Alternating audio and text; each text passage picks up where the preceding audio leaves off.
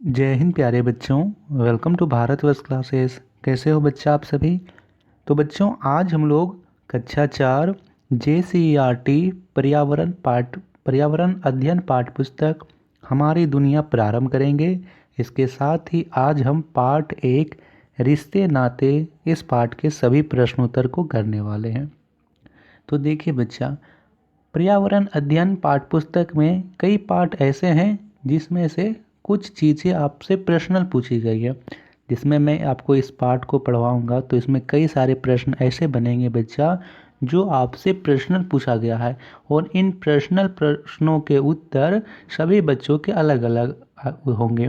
जैसे आपसे प्रश्न पूछ दिया जाए कि आपके मामा जी कहाँ रहते हैं, तो इसका उत्तर सभी बच्चे अलग अलग देंगे। कई बच्चों के मामा जी नानी घर में, कई बच्चों के मामा जी बोकारो में, कई जामताड़ा में, कई दिल्ली में, कई पटना में, कई जगह रहते होंगे, तो सभी के उत्तर अलग अलग आएंगे।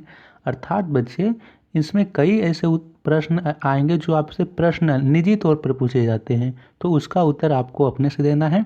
मैं उदाहरण के तौर पर इसका उत्तर करवा दूंगा जिससे आपको चीज़ें क्लियर हो जाए। तो चलिए बच्चा प्रारंभ करते हैं। आप लोग अपने साथ पेन कॉपी लेके बैठोगे, और कहीं भी आपको डाउट्स होता हो किसी प्रश्न में तो आप उस कमेंट्स में उस प्रश्न को लिख दीजिएगा। चलिए बच्चा प्रारंभ करते हैं इससे संबंधित प्रश्न। हमारी दुनिया पाठ पुस्तक पाठ 1 रिश्ते नातों से संबंधित पाठ के यहाँ पे पहला प्रश्न दिया गया है, सोचो और बताओ। कहता है तुम अपने किन किन रिश्तेदारों से परिचित हो। तो यहाँ पे आप लोग लिखेंगे बच्चा, मैं अपने नाना नानी, मामा मामी, मौसा एवं मौसी से परिचित हूँ। आप देखते भी होंगे कि आपके घर में कोई त्यौहार हो या फिर कोई अन्य स्पेशल दिन हो तो आपके घर में रिश्तेदार आते हैं, जिसमें आपके नाना जी, नानी जी, मामा जी, मामी जी, मौसा जी, मौसी जी, बुआ, फूफा सभी आते हैं। तो आप इन सभी रिश्तेदारों से परिचित हो। अगला प्रश्न कहता है तुम्हारे कौन कौन से रिश्तेदार हैं जिन्हें तुमने अभी तक नहीं देखा है। तो बच्चों कई बच्चे अब देखिए, यह जो प्रश्न है यह निजी प्रश्न है। अब आपसे कई इसमें जो प्रश्न है इसका उत्तर सभी बच्चे अलग अलग देंगे। आपको बताना है कि आपने कौन कौन रिश्तेदार को नहीं देखा है। तो कई बच्चे अपने नाना जी को नहीं देखे होंगे, कई बच्चे अपने दादाजी को नहीं देखे होंगे, कई बच्चे अपने दादी जी को नहीं देखे होंगे। तो सबके उत्तर अलग अलग होंगे। मैं यहाँ पे लिख रहा हूँ, तो इसका उत्तर यहाँ पे लिखेंगे, मैंने अपने दादी एवं दादा को नहीं देखा। ये मैंने लिखवाया। आपने अपने परिवार में से जिन्हें नहीं देखा होगा आपको यहाँ पे उनके बारे में लिख देना है। अगला प्रश्न यहाँ पे करते हैं। तो अगला प्रश्न दिया गया है, पता करो और लिखो। अपने साथियों से पता करो कि उनके रिश्तेदार कहाँ कहाँ रहते हैं। अब यह प्रश्न फिर से निजी प्रश्न है, आपसे पर्सनल तौर से पूछा गया कि आप अपने साथियों से पता करो। तो आप अपने दोस्तों से पूछोगे कि उनके रिश्तेदार कहाँ रहते हैं।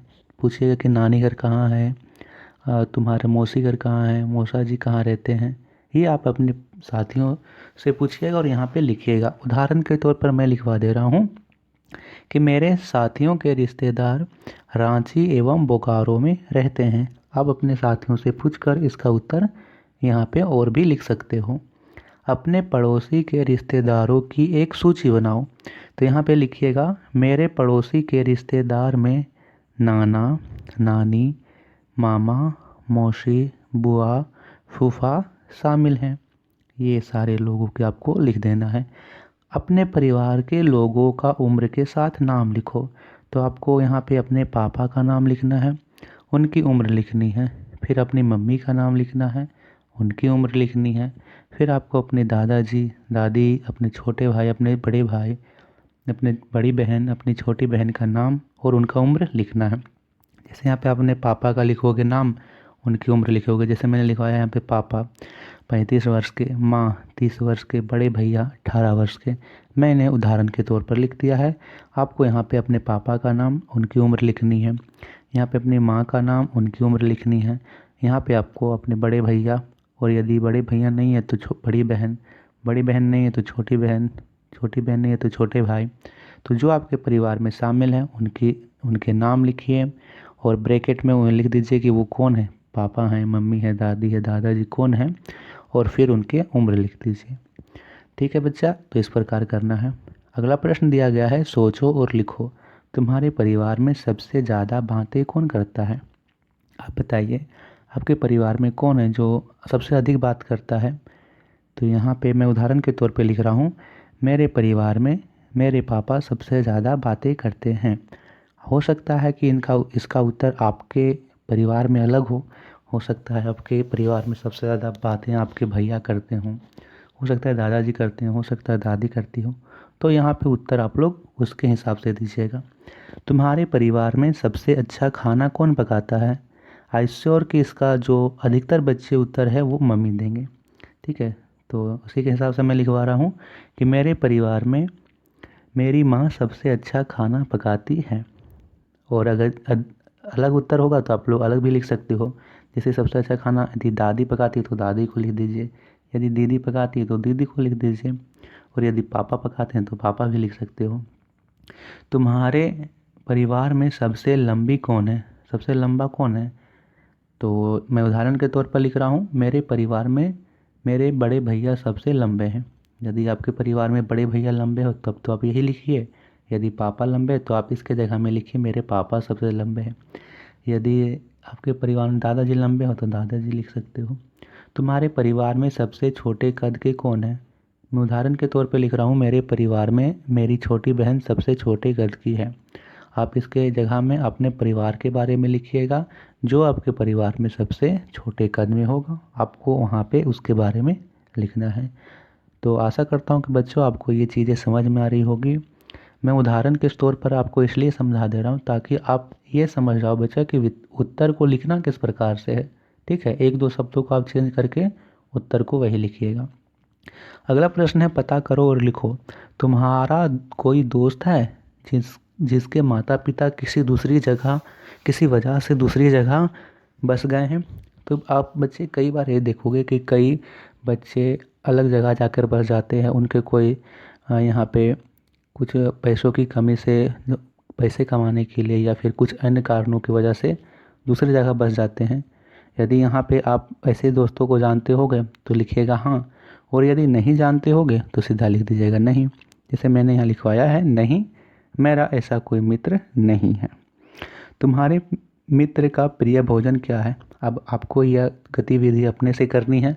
आप अपने दोस्तों से पूछिए कि उनका फेवरेट फूड क्या है, अच्छा उन्हें क्या लगता है। जैसे मेरे मित्र का प्रिय भोजन पूड़ी सब्जी है, तो मैंने लिखा मेरे मित्र का प्रिय भोजन पूड़ी सब्जी है। तुम्हारे विद्यालय में सबसे लंबा विद्यार्थी कौन है। तो यहाँ पे लिखिए मेरे विद्यालय में सबसे लंबा विद्यार्थी है। यहाँ पे उसका नाम लिख देना है, जो आपके पूरे स्कूल में सबसे लंबा हो उसका नाम यहाँ लिखिए। तुम्हारे परिवार में या तुम्हारे साथियों के परिवार में सबसे विनम्र स्वभाव किसका है, जो सबसे अच्छे से बातें करता है। ठीक है, उसके बारे में लिखना है। जैसे मेरे परिवार में सबसे विनम्र स्वभाव मेरी माँ का है, तो मैंने इसे लिखा है कि मेरे परिवार में सबसे विनम्र स्वभाव मेरी माँ का है। ये हमने लिखा है, आप अपने से इसे लिख सकते हो। अगला प्रश्न करते हैं बच्चा। अगला प्रश्न है, सोचो और बताओ, संदीप ने अपने दोस्त की साइकिल सीखने में किस प्रकार मदद की होगी। तो जो संदीप है वो अपाहिज, वो चल नहीं पाता है, तो उस किस प्रकार मदद की होगी। इसमें लिखेंगे वह पीछे से कैरियर को पकड़कर धीरे धीरे उसे साइकिल सिखाता होगा। तुम्हारे विद्यालय में भी दिनेश की तरह का साथी है, तुम उसकी मदद किस तरह करते हो। यदि आपके विद्यालय में दिनेश की तरह कोई साथी है तो आप उसकी मदद किस प्रकार करोगे, ये प्रश्न आपको अपने से लिखना है। ठीक है, उसे आप हर प्रकार से सहायता कर सकते हो। ठीक है, उसे आप पढ़ाई में मदद कर सकते हो, अपनी चीज़ों को शेयर कर सकते हो। यदि उसके पास कुछ नहीं हो तो आप उसे अपनी चीज़ें दे सकते हो इस्तेमाल के लिए। ठीक है, इस प्रकार आप उसकी मदद कर सकते हो। पता करो और बताओ, पता करो जिनके हाथ नहीं होते वह किस प्रकार लिखते होंगे। तो बच्चों ये बहुत ही चुनौतीपूर्ण कार्य है। आप इस चीज़ को सोचिए कि जिनके हाथ नहीं हैं वे भी पढ़ते हैं। आप नेट में सर्च कीजिएगा गूगल में, तो आपको कई बच्चे ऐसे मिलेंगे जिनके हाथ नहीं हैं, फिर भी उन्होंने कई ऐसे काम को कर दिखाया है जिसके हाथ रहते हुए भी नहीं कर पाते हैं, उन्होंने ऐसे कामों को कर दिखाया है। ठीक है, वे हमारे लिए प्रेरणा स्रोत का काम करते हैं कि उन्होंने कभी हार नहीं माना कि नहीं मेरे पास तो हाथ नहीं है, मेरे पास तो पैर नहीं है, तो मैं कैसे करूँगा। सोचिए जिसके पास पैर नहीं है, आर्टिफिशियल लेग है, वो माउंट एवरेस्ट जैसे दुर्लभ पहाड़ पर चढ़ रही है। उन्होंने चुनौतियों से हार नहीं माना। कई बच्चे डरते हैं, कई बच्चे सोचते हैं कि नहीं सर हम तो गरीब हैं, ऐसे है वैसे। नहीं बच्चे, देखिए गरीब होना कोई गुनाह नहीं है।